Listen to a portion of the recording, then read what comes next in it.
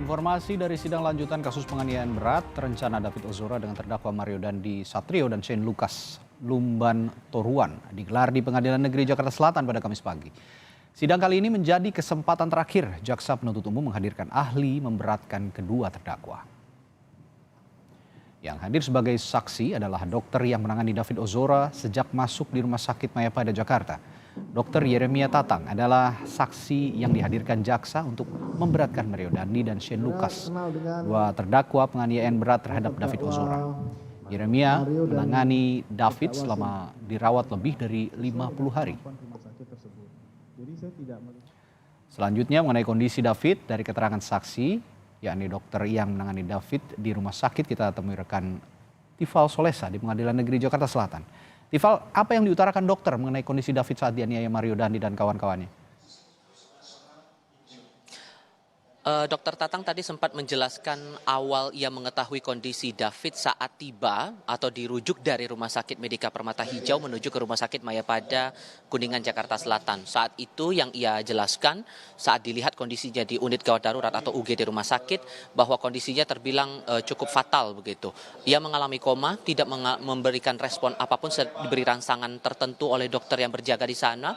Kemudian juga mengalami sejumlah luka pada bagian wajah dan mata begitu. Itu penjelasan awalnya, sehingga dengan kondisi seperti ini barulah kemudian ada niatan dari tim medis, dalam hal ini Dokter Tatang yang menjadi penanggung jawab terhadap David Ozora untuk dilakukan tindakan lebih lanjut.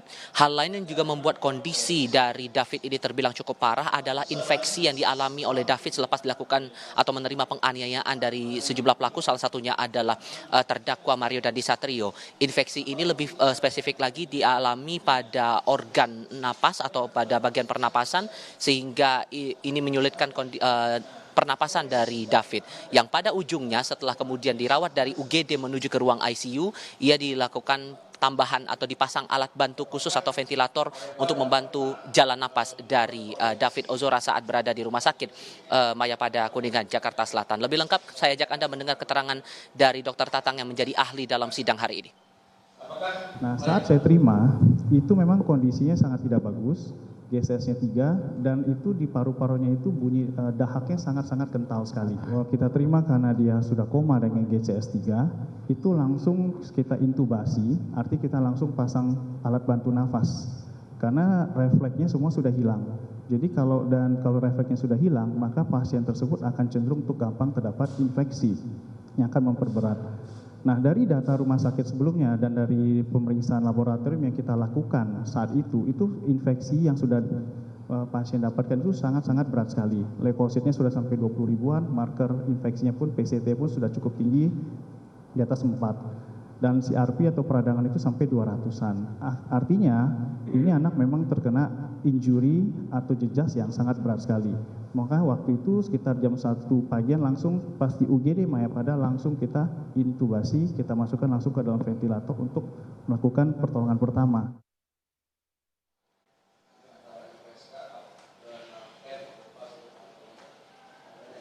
Kita perlu ingat juga, Radi, pasca penganiayaan yang dialami oleh David Ozora ini, David mengalami sejumlah luka, terutama cedera fatal pada bagian syaraf. Inilah yang kemudian didiagnosis oleh dokter mengalami cedera stadium 2 begitu ya. Dan pada akhirnya dilakukanlah tes MRI.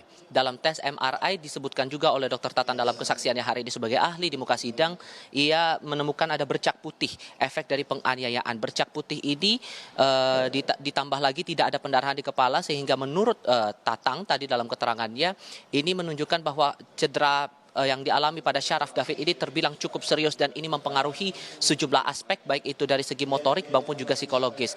Inilah yang membuat kondisi dari David ini disebut tidak akan bisa atau sulit untuk pulih 100%. Yang pada ujungnya setelah dilakukan perawatan selama 53 hari di Rumah Sakit Mayapada Hospital, begitu di Rumah Sakit Mayapada Kuningan, Jakarta Selatan, ia masih harus menjalani terapi lanjutan di rumah dengan pantauan tim medis khusus. Radi. Ya, Tifa, lalu bagaimana dengan kondisi David Ozora saat ini?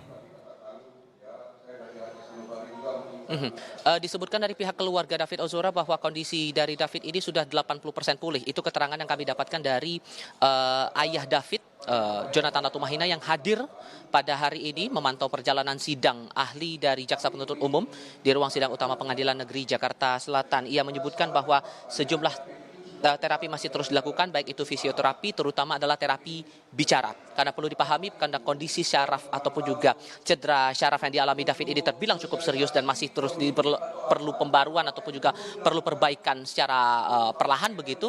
Inilah yang kemudian masih akan terus dijalani oleh David Ozora setidak-tidaknya sampai dengan bulan November tahun 2023 nanti, dan itu dipantau juga oleh tim medis khusus yang terus mengawal, terus membantu, terus mendampingi David selama terapi itu berjalan. Yang perlu dicatat juga di sini bahwa dari otoritas atau dari pihak keluarga juga menekankan sekalipun perbaikan kondisi sudah mulai terlihat, namun masih ada hal-hal yang perlu dicermati dari aktivitas David Ozora, mulai dari jalan ataupun juga sikap jalan yang belum sempurna, kemudian butuh pendampingan khusus setiap melakukan aktivitas, kemudian cara bicara yang masih belum seperti orang pada umumnya, ini juga masih menjadi concern, masih menjadi fokus dari pihak keluarga. Lebih lengkap ini pernyataan dari ayah David yang kami temui sebelum proses sidang hari ini. Target 24 menit untuk orang sehat berjalan 24 menit itu orang sehat itu akan mengalami perubahan detak jantung, heart rate, kemudian saturasi oksigen. Nah, David ini sampai kemarin yang terakhir tuh masih di 18 menit, jadi 18/24. Kalau di persentase berapa ya? 80 kali ya. Kalau kita keluarga mah simpel aja. Kalau dia nggak mau bayar, ya diganti kurungan aja. Kenapa nilainya banyak? Biar makin lama dia dikurung. Harapan dari keluarga gitu aja. Sesederhana itu. Urusan mau dibayar apa kagak itu nanti di pengadilan aja. Tapi harapan kami adalah ketika nilai tersebut menurut dia terlalu berat atau nggak masuk akal, ya ganti aja pakai kurungan.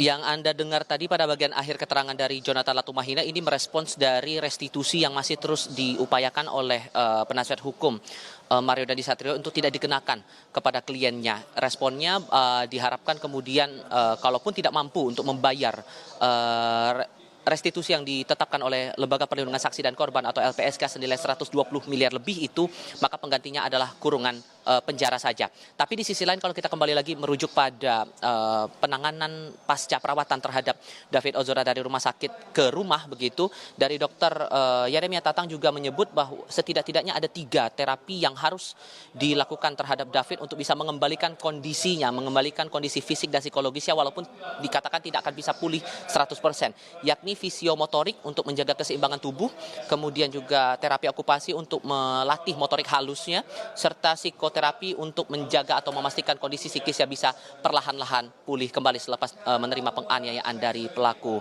Mario Dandi Satrio dan kawan-kawan. Radi. Baik, terima kasih. Laporan langsung Anda, Tifal Solesa dari Pengadilan Negeri Jakarta Selatan.